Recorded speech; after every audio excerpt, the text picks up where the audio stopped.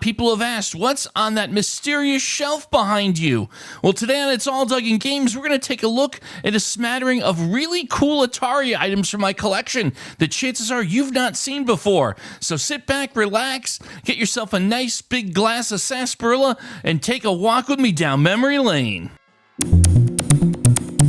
Hey folks, it's Doug from It's All Dug in Games. Today, I thought we'd do something kind of neat and a little bit different from what I usually do. Let's do a little show and tell from my personal collection of Atari 2600 games and or accessories. I have been collecting Atari for decades, literally. I feel like I've seen and done it all, but with Atari, that is never truly the case. Just when you think you've seen everything, you find something you didn't even know existed. And that's a perfect intro to the first of the three items I'd like to show you. My pair of my favorite Atari 2600 joysticks. No, not the ones with the Atari Hex logo. Those are sitting on a shelf where they belong, never to be touched.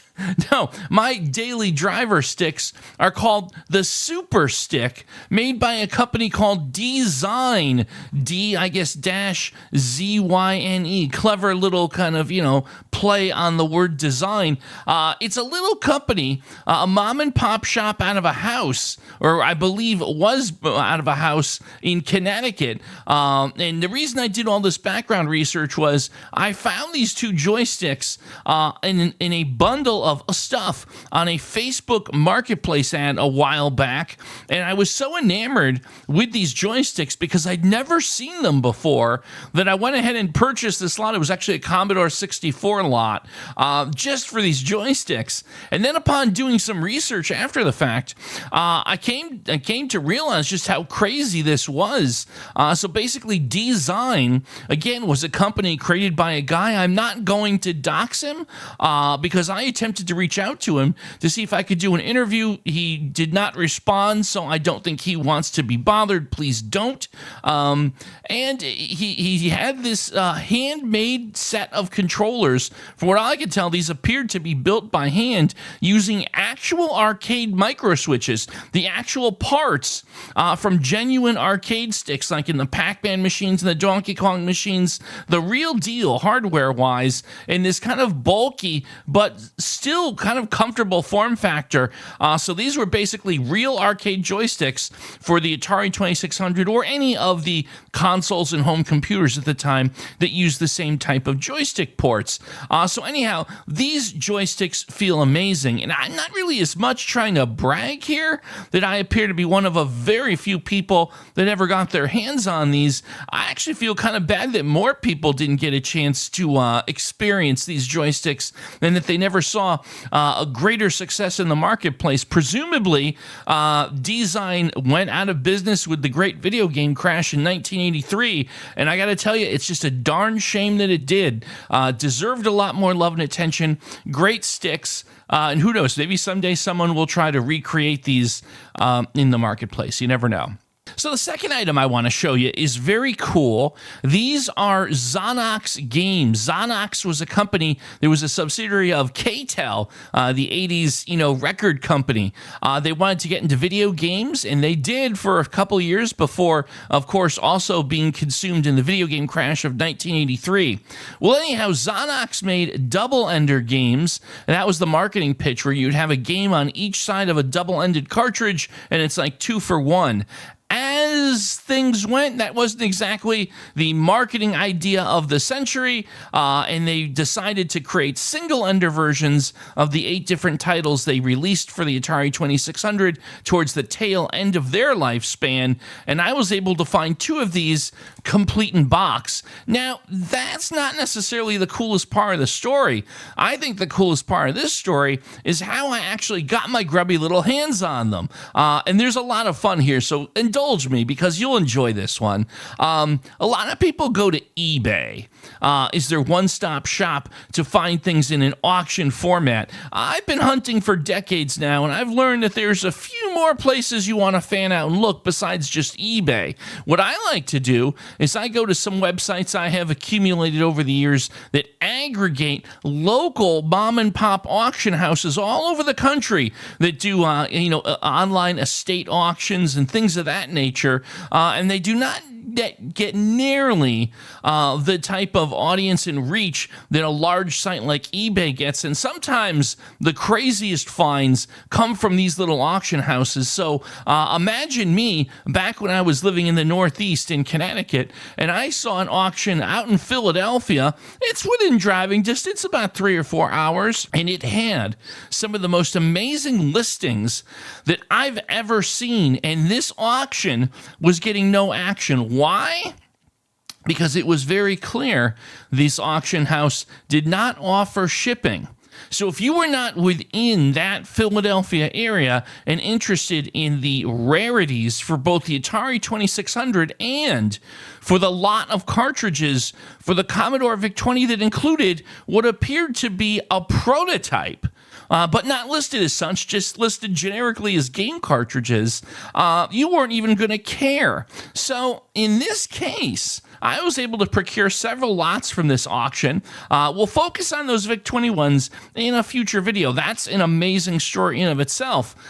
So we get to the pickup time out in Philly, and I'll never forget this moment. Cassandra Hammerstone was with me. We drove out there, and I went into the house so excited and proclaimed I was there to pick up the lots of super incredibly rare video game cartridges. And just the moment that I got those words out of my mouth, I looked over and I saw a incredibly poignant and deep side eye from Cassandra Hammerstone, which said everything that needed to be said. Specifically, you don't tell the seller what they have if they have no idea what they have, and you've already agreed on a price, and you don't want to get your deal screwed up. To no surprise, as they went to go look for my items, there was some difficulty finding them, and I realized at that moment I may have just ruined one of my greatest pickups of all time. But after putting some eagle eyes and some stink eye on both of the people working there, they seemed to have had second thoughts about maybe reneging on the deal and losing my items, and finally they were found and delivered to me. It turns out that the individual who had passed, from the research I did, I believe was someone who was contracted by Zonox to develop software and had in fact worked on what would have been a Commodore VIC-20 game that was never released again. We'll talk about in another video, but perhaps may have been involved in some of these games, including these absolutely gorgeous single-ender Zonox games. So now I have 2 of the 8 single-ender games. Will I find the other 6? Who knows? Maybe I will, maybe I won't, but I'll certainly enjoy the journey nonetheless, as I have for the last couple decades. So they sit in a special place of honor on my shelf with a really cool backstory to boot. And finally, here's a third item I wanted to share with you that I thought was really interesting. There have been a lot of great efforts put up in the last set of years in the Atari community to create outright homebrews or modifications to existing games that are repackaged in some really nice stuff like original boxes and labels and what I like to call feelies, different little things you get with the games. Some fantastic work has been done, and I couldn't help myself when I saw on the Atari Age forums where one of the folks at the time that was doing these very small runs of cool custom games created a game called Kinder Chomper. Now, what you will probably ask me is a Kinder Chomper. Glad you asked. Kinder Chomper is a reference to a performance artist out in Minnesota who made a short film back in, I believe, 2017 about a character, according to IMDb, reading it directly, a mild-mannered Midwesterner leads a double life as a baby consuming professional wrestler in Japan. Take a moment to let that settle in. Now, apparently, this is a performance artist out in Minnesota whose short film impacted someone in the Atari community enough to actually make a 40-copy print run of a game based on his character, which was actually a sprite swap of the game Fast Food for the Atari 2600. So, very interesting topic. I thought it was so weird and strange that I had to be one of the 40 people on Earth, including the Kinder Chomper himself, who possessed a copy. I went ahead and bought one. And for what it's worth, I'm not going to speak to the subject matter here. I have to say that so much effort and love was put into this. There's a sticker that you get. The box is a high quality, paper stock. There's a manual. The cartridge is clean, clearly a repurposed shell, but the nice stickers on it, like everything, top-notch quality, 10 of 10. So if you're one of the other 39 folks, I'd love to hear your story of how Kinder Chomper owning that for the Atari 2600 has shaped your life and added to it in a meaningful way. Maybe we can have a secret society or something. Is my copy of Kinder Chomper for sale? Absolutely not. That one you're going to bury me with. And boy, will that be a fun funeral.